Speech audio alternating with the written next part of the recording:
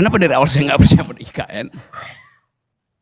Karena kalian percayanya lain dengan cara Jokowi memandang IKN. Andrinov menerangkan bahwa demi rasionalitas spasial mesti ada IKN. Oh ya, bagus. Ade Armando terangkan dengan versi yang lain tuh. Untuk keadilan, jangan Jawa aja. Tapi Jokowi nggak lihat itu sebagai alasan dia. Dia lihat itu adalah menara Babel buat dia. Jadi Anda dikacaukan bahasanya oleh seseorang yang punya inspirasi lain tentang Babel, tentang IKN itu. Saya lanjut lagi ya cerita-cerita itu. Satu waktu saya tanya pada Pak JK itu, Pak JK, gimana ceritanya sih kok ada IKN? Kata Pak JK, dukun aja nggak bisa jawab. Tanya Pak JK, karena JK udah pernah ngomong ke saya. Satu waktu saya bercakap-cakap lagi dengan Sultan Hamengkubuwono yang kemudian pakai baju menolak bala. Dia nggak ngerti apa yang ada di situ selain cerita mistik. Jadi yang Anda sebut rasional itu bagi Jokowi bukan itu yang dia maksud. Artinya dia menunggangi kedunguan kalian. Ya ini begitu jadinya kan. Saya lanjutkan lagi, kenapa saya nggak percaya ya? Mulai dari soal mobil SMK itu. Ngapain? Lu tahu satu peristiwa yang dia udah bohong, lu masih terima lagi bohong lebih gede kan? Soal IKN coba. Sebelum soal SMK itu ada soal pemindahan waktu Pak Jokowi masih wali kota yang terus-menerus didampingi oleh Andrinov. Pemindahan pasar itu. Saya cerita lagi nih anak nih ngoceh-ngoceh di sini. Atau saya kasih kuliah di UNS di 11 Maret. Saya lagi kasih kuliah, tiba-tiba masuk notes kecil. Bung, pakai bung.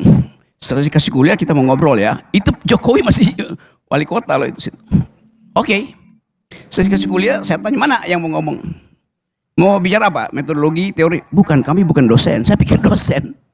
Ternyata beberapa pemuda itu diutus oleh seseorang, saya lupa namanya, yang adalah tokoh PKI, ketua pemuda rakyat pada waktu itu, anggota komite sentral PKI, masih hidup waktu itu, namanya apa namanya? Pak Karni tahu ya? Rewang. Nah, ini gua cerita soal Rewang nih. Rewang masih hidup waktu itu, dia mau ketemu saya. Tiba-tiba dia sakit, dia utus anak buahnya, muridnya itu. Jadi kenapa begini, Pak Rewang mau cerita. Gini Bang Rocky, jangan pernah percaya pada Jokowi. Ya. Dia masih hidup waktu itu, kemudian beberapa bulan kemudian dia meninggal tuh Pak Rewang. Karena saya ini pemimpin rakyat. Saya tahu watak rakyat, bahkan rakyat Solo. Rewang yang adalah pemimpin rakyat bahkan mengatakan Jokowi itu pembohong. Dia bukan rakyat. Kenapa? Jokowi pastikan bahwa pasar itu akan pindah. Dibuat sedemikian rupa, diskusi 1 bulan penuh di depan rumahnya dia itu. Padahal sebetulnya selama dia berdiskusi, oligarki Solo itu udah lakukan namanya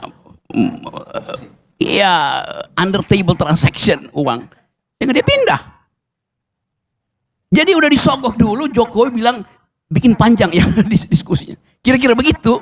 Cerita 1 bulan kan pers semua Jokowi nego segala macam itu. Dia pastikan bahwa tidak akan ada lubang bolong di Solo. Malam ini lubang, besok pasti tutup. Itu bukan APBD, dia tinggal telepon satu oligarki di situ, tutup, selesai. Jadi Anda dari awal, ya kalau saya cerita dari awal mungkin Anda nggak akan. Saya tahu dari awal itu. Jadi sekuensi pengetahuan saya tentang kebohongan Jokowi itu, begitu IKN dibuat saya ngakak-ngakak, ini pasti nipu. Tetapi begitulah disirap kita untuk memuliakan seorang yang memang ini Jokowi, dia tidak tahu bahwa selama 10 tahun banyak orang yang tahu bahwa dia tidak tahu. Karena Karena nggak ada yang memberitahu bahwa dia tidak tahu. He is riding the tidal wave of stupidity. Your stupidity. Itu yang terjadi.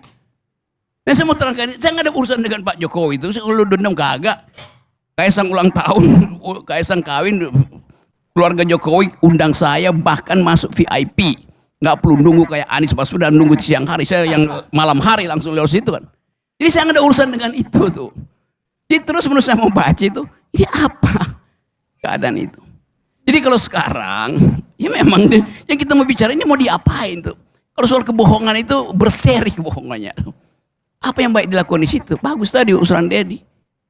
Supaya dia konsisten, tulis surat pada Pak Prabowo, saya minta dengan sangat Pak Prabowo, tolonglah ada satu kamar khusus yang dibuat di situ.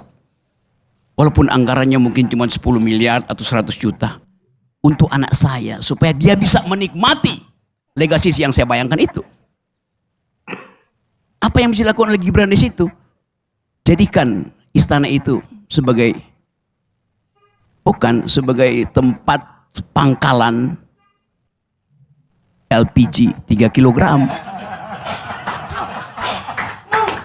Dijaga langsung oleh Gibran. Masalahnya Bung Rocky, kebanyakan kabupaten kota di sana tidak termasuk daerah apa namanya itu konversi. Jadi malah mereka nggak nikmati tuh walaupun dari sana gasnya. Kita ingin supaya Prabowo bikin kepres yang khusus untuk menyenangkan Jokowi. Yunto anaknya itu. Kenapa begitu? Pak Gibran sendiri bilang ada masalah lapor wapres. Kan udah ada kota persoalan lapor wapres. Jadi coba kita lengkapkan kedunguan ini. Terima kasih.